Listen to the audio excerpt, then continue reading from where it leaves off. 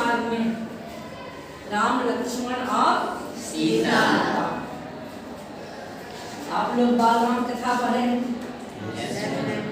भगवान श्री राम माँ जानकी और अपने छोटे भाई लक्ष्मण के साथ वन को चले पिता की आज्ञा से। पिता की आज्ञा से कैसे? माता कैकेयी ने अपने 2 वरदान राजा दशरथ से मांगे, जिसमें एक अपने पुत्र भरत के लिए राजगद्दी और राम के लिए राम को न राजगद्दी मिलने से खुशी हुई थी और न मर जाने से उन्हें दुख हो रहा है। और फिर सीता मैया और लक्ष्मण क्यों जाए? जब राम वन गमन की खबर मिली सीता को, तो सीता आती है अपनी सास कौशल्या माँ से आज्ञा लेने के लिए कि मैं भी अपने पति भगवान श्री राम के साथ वन जाना चाहूंगी, क्योंकि मैंने वचन लिया।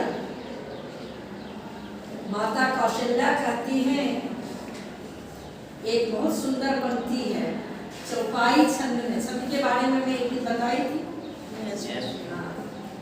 ताति सुनहु सिया अति सुकुमारी, सास ससुर परिजन प्यारी, सोई सिया चलन चहत बनि साथा, आय सुका होई रघुनाथा।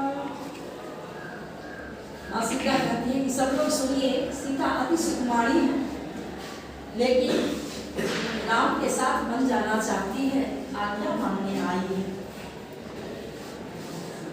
अगली पंक्ति में देखना, अगली चौपाई में, पलंग पीठ तजी गोद हिंडोरा, सियल दिन पग यमनी कठोरा। पलंग समझते हो? पलंग पीठ तजी गोद हिंडोरा, सियल दिन पग अवनी कठोरा। कठोर धरती पर भी सीता नहीं चली। राजा की बेटी और राजा की पुत्र वधू, ये वन के कटीली झाड़ियों में सीता कैसे चले?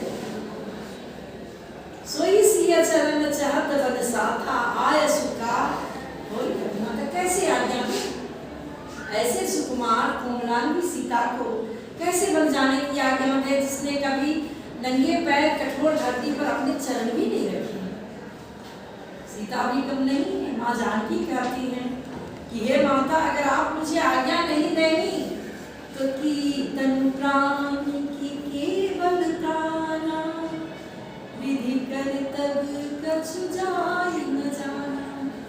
तन और प्राण साथ में जाएगा या अकेले प्राण साथ में जाएगा, लेकिन मैं अपना वचन अवश्य निभाऊंगी, विपत्ति में राम का साथ नहीं छोड़ूंगी। उसी प्रसंग से लिया गया है वन के मार्ग में।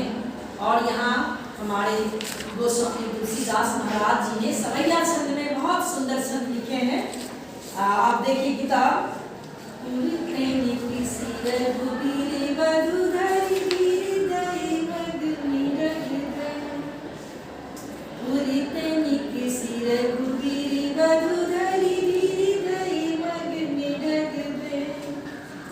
जल की भरी भाल कहीं जल की फूट सूखी गए मधुरा भर, फिर बुझती है चल नमक के दिग पत कुटी करी हो की कितवे, पिय की लखी आतुरता, पिय की लखी आतुरता, पिय की अखियाती चारु चली जल चल, पिय की लखी आतुरता, पिय की अखियाती चारु चली जल चल। तो वन के मार्ग में जब माता सीता जाती है, तो फिर वहाँ का दृश्य कैसा है, क्या हो रहा है?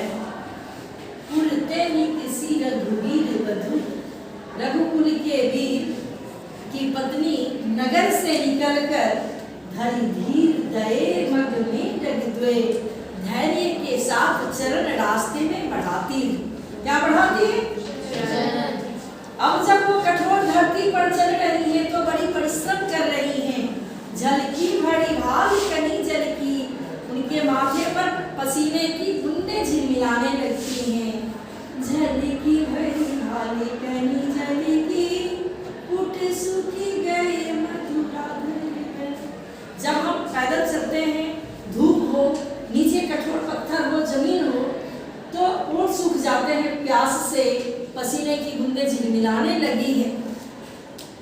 फिर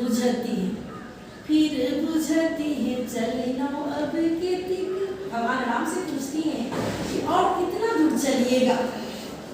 फिर बुझती है चले नो अब के तिक, पर्ण कुटी करी हो पित गए। पत्ते का घर कहाँ बनाइएगा? पर्ण कुटी यानी पत्ते की कुटिया, घास फूस पत्ते से कहाँ पर कीजिएगा। अब भगवान राम भी विवश हैं, कुछ नहीं कर सकते। तो क्या हो रहा है देखिए, पिय की लखी आतुरिता, पिय मतलब पत्नी स्त्री, उनकी आतुरता को देखकर भगवान राम के आंखों में आंसू आया और राम के आंसू आते माता सीता के आंखों में भी आंसू आया। अखिया अति चारु चली जल छुए, चारों आंखों से, सुंदर आंखों से अश्रु की धारा बहने लगी। यहाँ चारु का दो अर्थ है, चारु मतलब चार और चारु मतलब सुंदर। कमल नयन कौन है? भगवान श्री राम है। और हिरण सी आंखें वाली कौन है? मैया सीता है। चारों के आंखों से आंसू की धारा बहने लगती है। तो बहुत सुंदर बन के मार्ग के दृश्य को गोस्वामी तुलसीदास जी ने वर्णन किया है। अब आप लोग इसका मौन अध्ययन कीजिए, पढ़िए और जो भी शब्द आपको कठिन लगे पहले नोटबुक में लिखिए और फिर पूछिए। हम यही हैं।